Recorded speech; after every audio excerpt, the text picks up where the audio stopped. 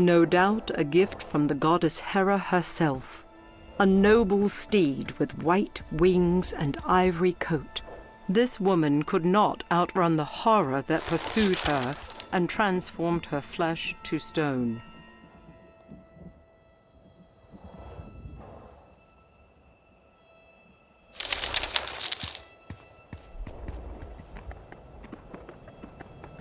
Book 2. The Burden of Thanatos.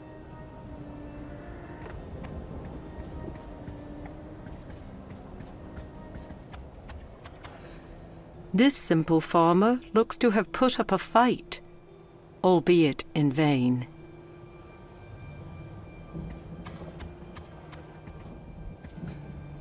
The words on this parchment are difficult to read, as if they were quickly written.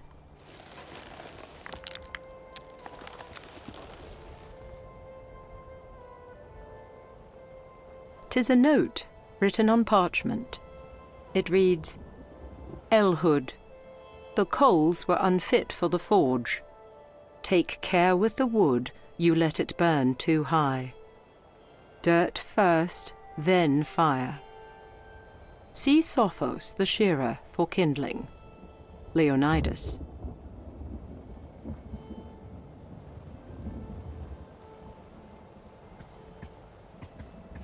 'Tis naught but the ashes from a spent fire.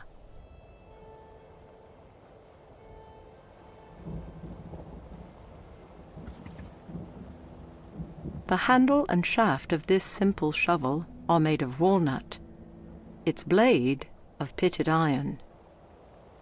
This pile of dirt is intermingled with bits of dark, cold coal.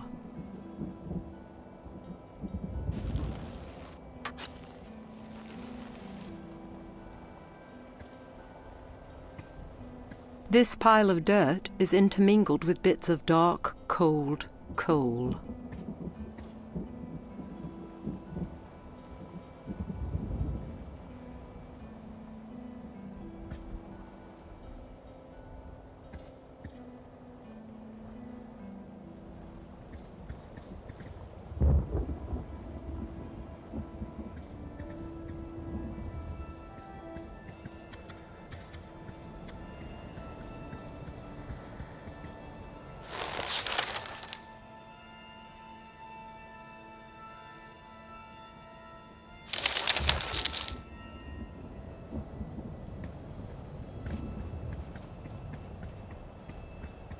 Bards will tell countless tales of Idas, he of boundless strength, and slayer of boar and centaur alike. Buttes, kinsman and falconer, is no more.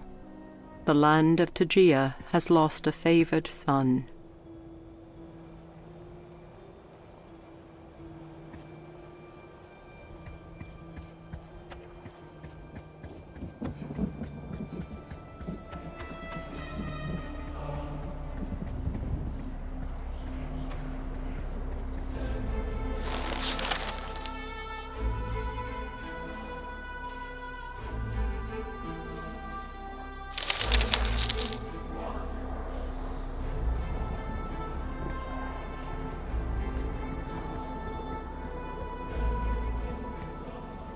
Argonus takes a single cautious step forward before two eyes, set like burning coals, narrow and stop him cold.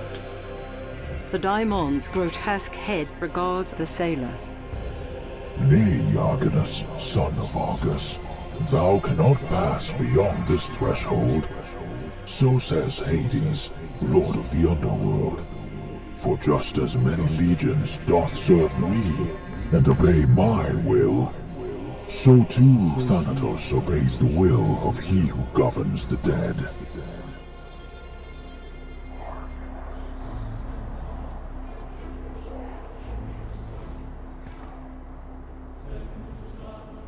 A dreadful gaze from the Daimon is enough to bring Argonus to a standstill. Razor-sharp teeth part as it addresses the sailor. I admire thy tenacity, Argonaut, but only my lord Hades can command Thanatos to stand aside.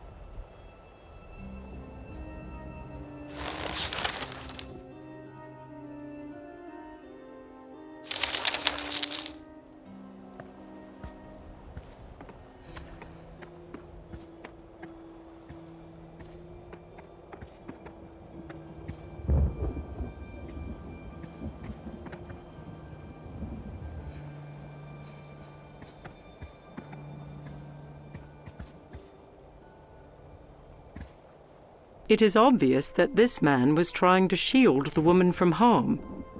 Unfortunately, he failed.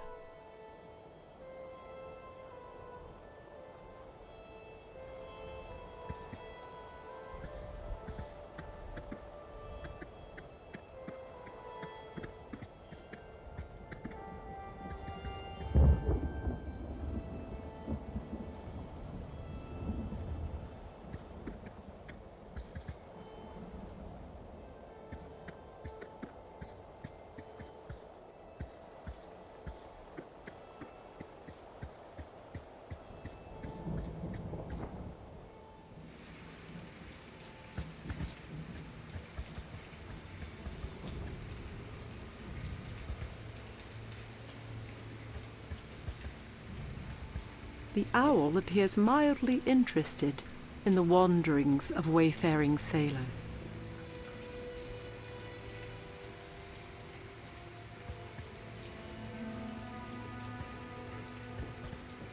This stone is bereft of markings, offering no explanation for the small depression set into its surface. The yellow light it emits is curious.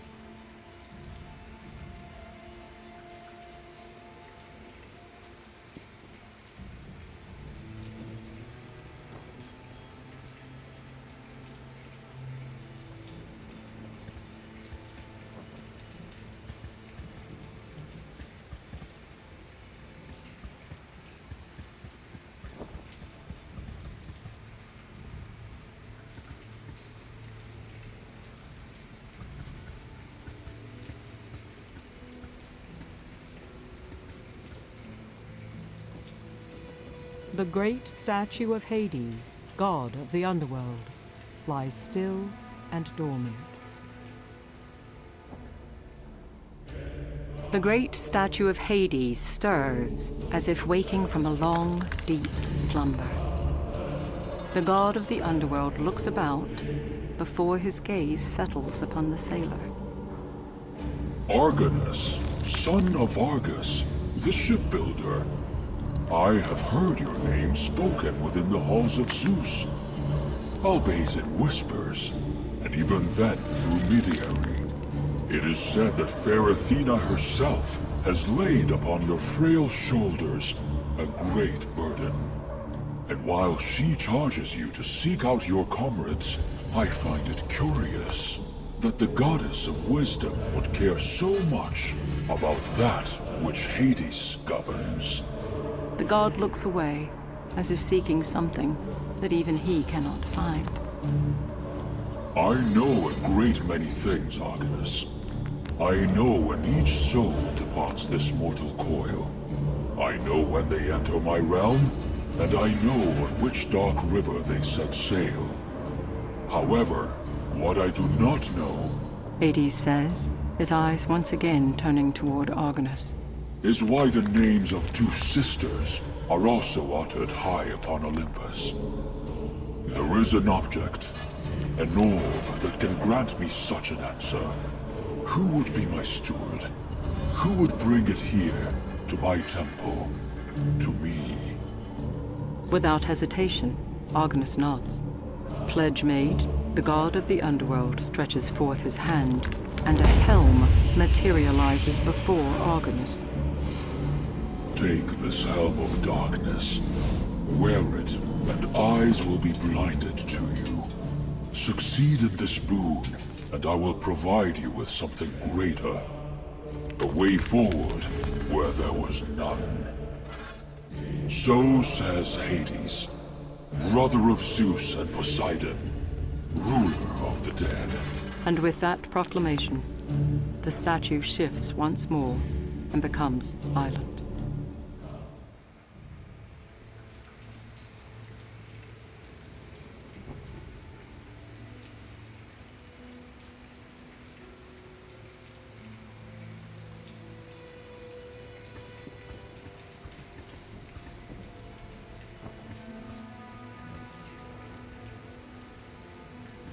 The great statue of Hades, god of the underworld, lies still and dormant. The great statue of Hades moves once again. The god looks down upon Argonus, but simply shakes his head. 'Tis not the helm I require, sailor of the Argo, but that which can show me things I cannot see. Hades looks away and becomes still once more.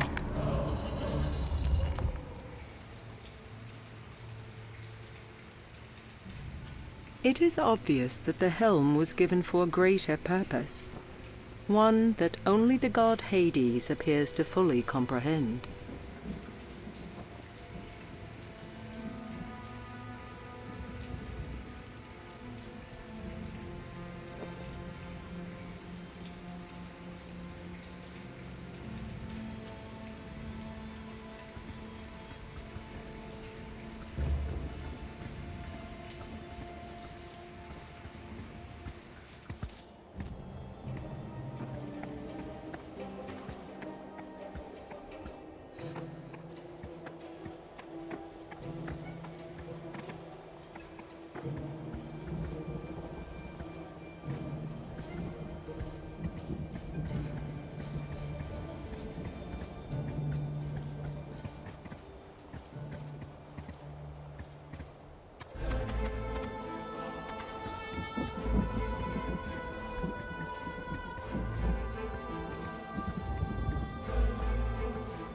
This stone statue is that of quiet Phlius, cup-bearer of sweet wines, possessor of a lion's heart.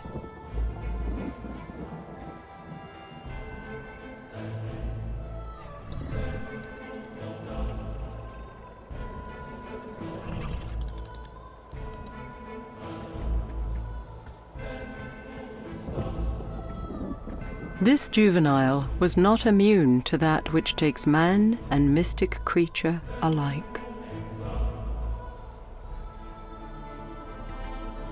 Even with his keen eyesight, the Cyclops is nescient of the helm-wearing Argonaut. Even with his keen eyesight, the Cyclops is nescient of the helm-wearing Argonaut.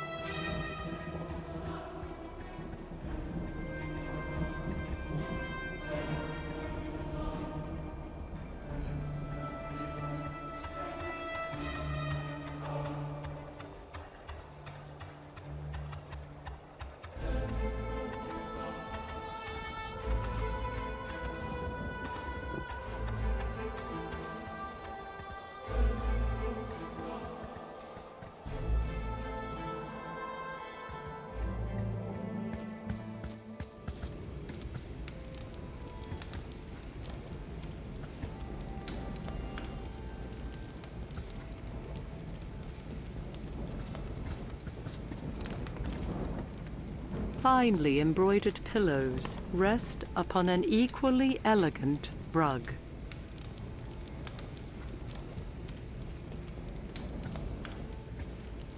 One can only speculate the strange purpose of such an apparatus. A glass calcinator such as this is essential when one practices alchemy.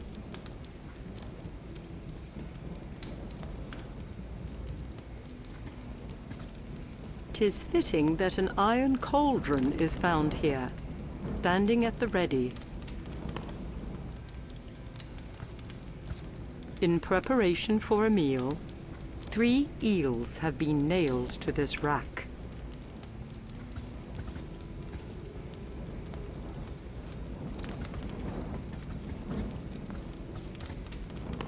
It does not take a chronicler nor a seer to recognize the women that warm themselves by the fire. They are the Grey-Eye, witches of well renown.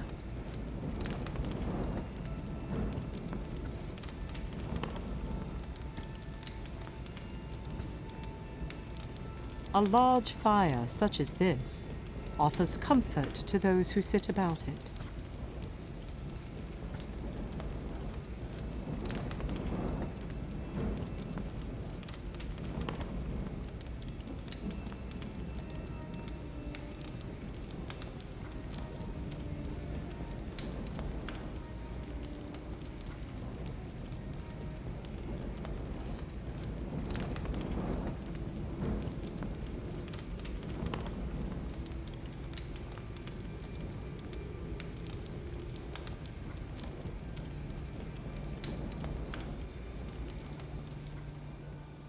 With the aid of Hades' gift, the Grey-Eye are caught unawares as the smoke from the fire billows, carrying the potion within its grip.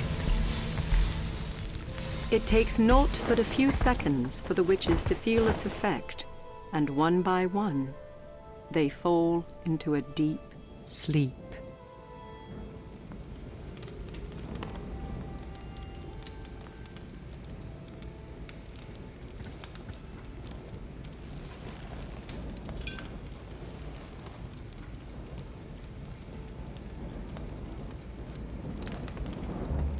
Tis the all-seeing eye of the Grey-Eye. Possessing such a thing shall surely lead one to ruin.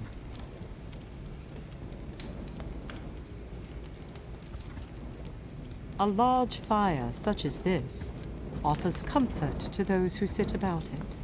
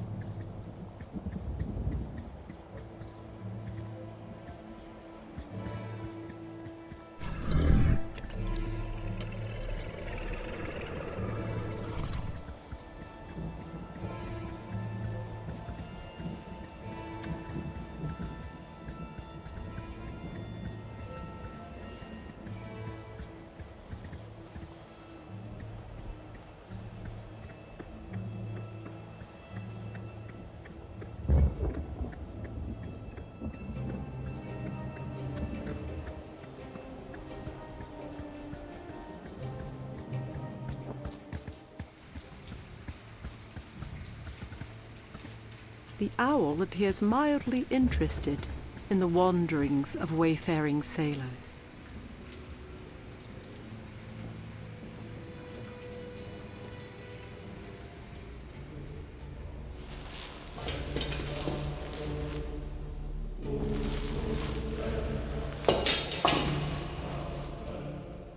Argonus holds out his hand, and the all-seeing eye of the Grey-Eye rises.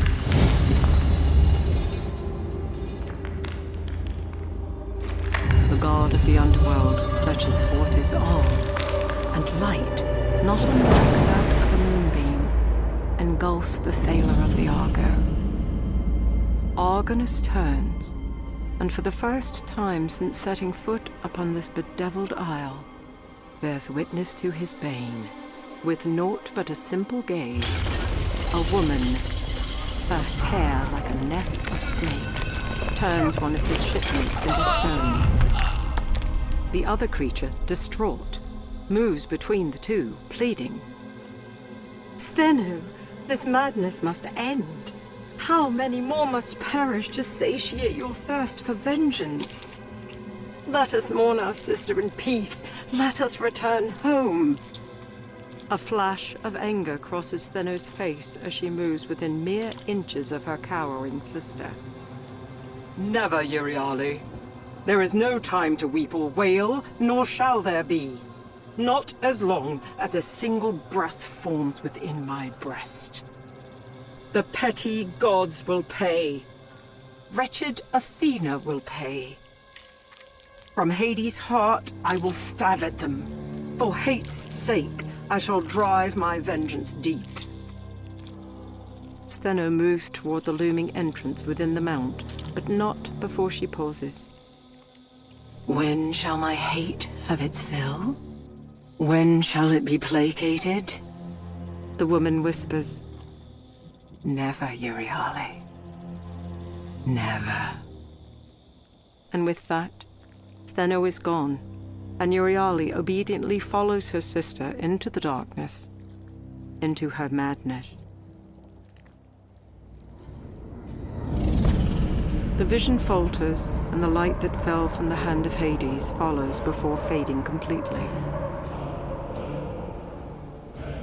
The god of the underworld takes measure of Argonus, and with a final nod, the statue moves no more, and the helm vanishes from sight.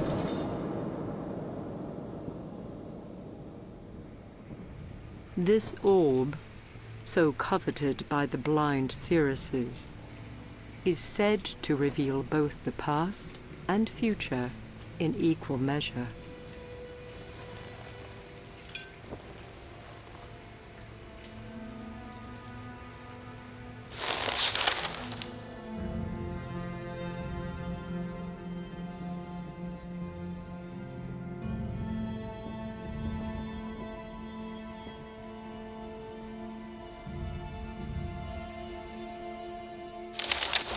I have done the very thing that my brethren could not. I have stared into the loathsome eyes of the scourge and lived to tell the tale. 'Tis true, for I have watched in horror as mighty Cepheus, brother of Amphidamas, did succumb to its devilry. Those who doubt my sight, the apostates and illiterate, might say what I beheld was nothing more than a fevered dream, summoned from human frailties. Others would spout that the vision was a trick of the mind, a glamour to take hold of weak and hopeful fools. 'Tis not so. I know the thing witnessed by this sailor was neither feebled madness nor dark illusion. The form that death now takes, the very one that has brought the men of the Argo to ruin, is that of the dread Gorgons. Never will my eyes forget this, nor my heart forgive such great transgressions. My will is unfaltering, and I shall neither mourn nor wallow in my infirmities. No, I will bring a reckoning upon the heads of these creatures and the brood of vipers that nest thereon.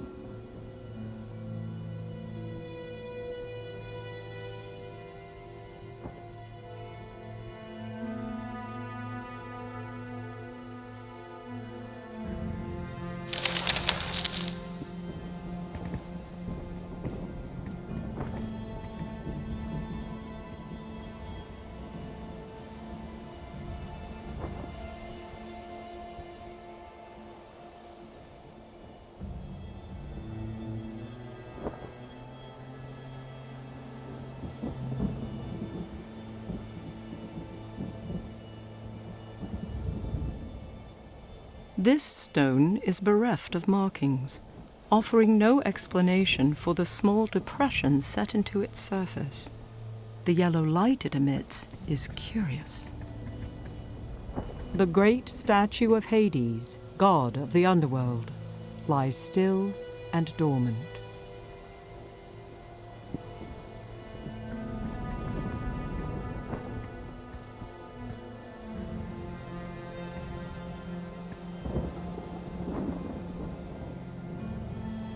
'Tis the all-seeing eye of the grey eye. Possessing such a thing shall surely lead one to ruin.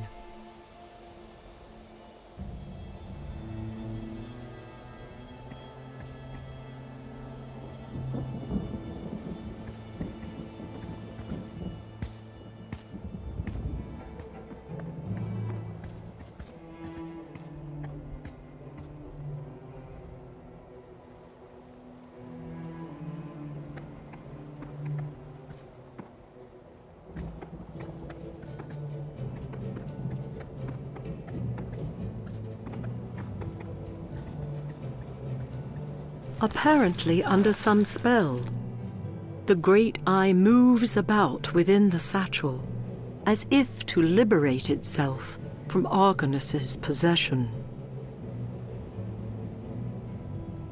'Tis the all-seeing eye of the grey eye. Possessing such a thing shall surely lead one to ruin.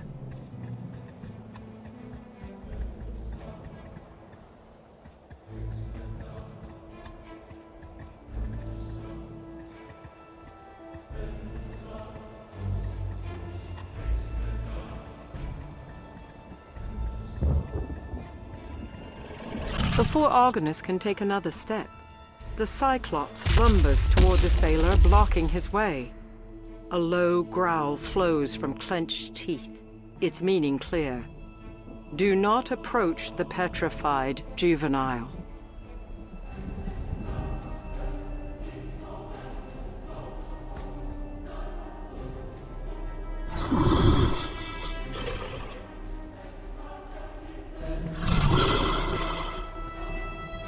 This juvenile was not immune to that which takes man and mystic creature alike. 'Tis a monstrous Cyclops. Many a tale has been told about these one-eyed creatures.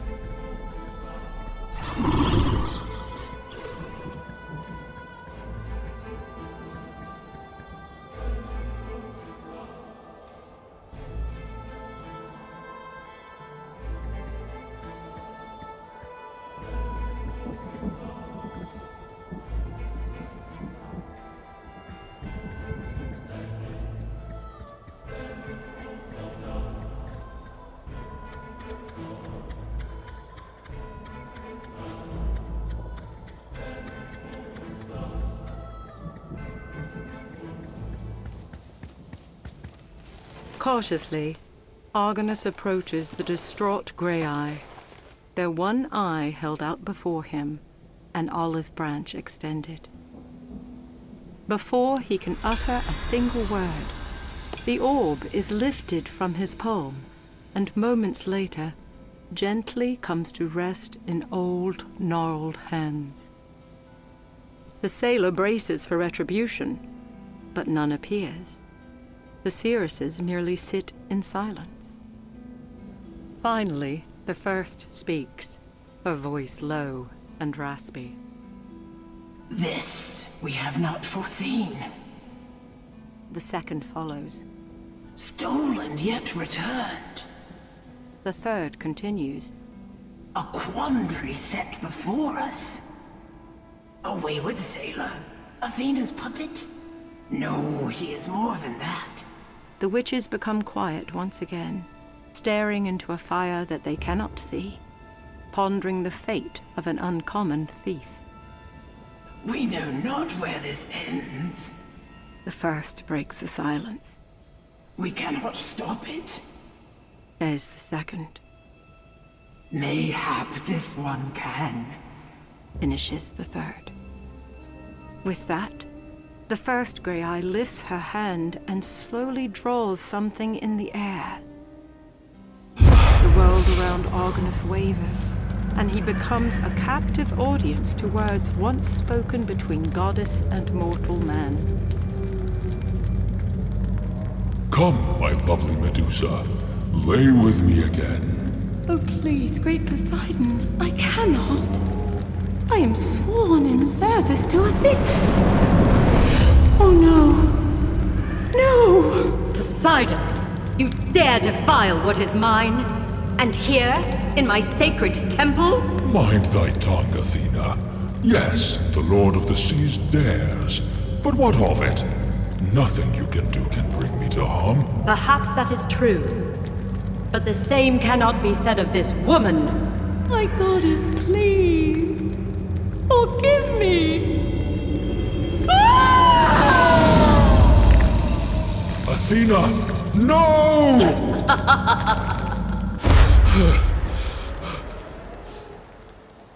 As the words fade from his ears, Argonus searches for the witches in vain, wondering how a simple sailor can bear witness to such past events.